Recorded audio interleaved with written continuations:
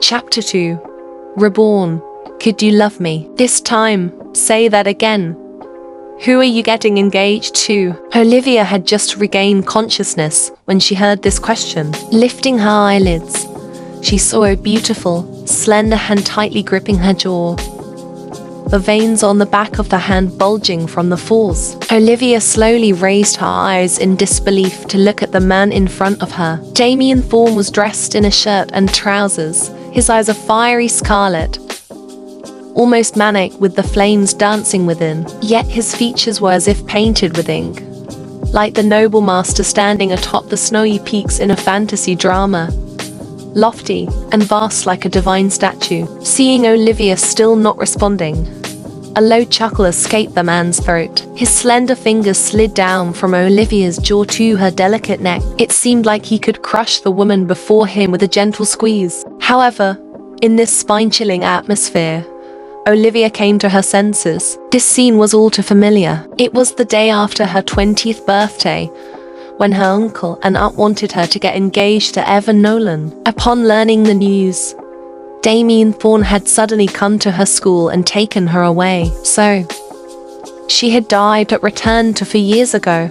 Returned to a time when everything could still be salvaged, when she could personally take revenge. Olivia trembled all over with excitement, her eyes gradually turning red. To Damien, her reaction appeared to be fear and rejection, shattering the last of his sanity. He abruptly grabbed Olivia's neck with one hand while the other frantically tore her clothes. The clear sound of fabric ripping pierced the air. Olivia felt a chill on her body as the man before her swiftly leaned in, about to pin her down on the bed. At this critical moment, Olivia suddenly extended her arms and tightly embraced Damien's waist. "No," she hastily said. "I won't get engaged to him. I won't agree to it." The man's frenzy instantly froze, as if someone had hit the pause button on time. He slightly pulled back, his blood-red eyes locked onto Olivia's, as if trying to discern the truth in her words. Olivia's fingers were still tightly clutching Damien's shirt as she enunciated each word. "If I'm getting engaged, it will only be to you." Although deep down, she actually feared and despised the man before her. Before her death, Evan Nolan had said that her memory had been altered when she was 18. So, her current memories still had her dating Evan Nolan since childhood. To her, Damien Thorne was just a madman.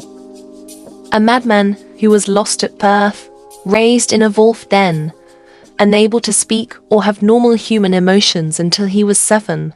A madman rumored to have mauled and eaten his second uncle who tried to seize the Thorne family fortune, and carved the wolf fangs that nursed him into a necklace he always wore around his neck. A madman who had crazily searched for her bone fragments in that explosion, going blind but still insisting on carving them into a pendant.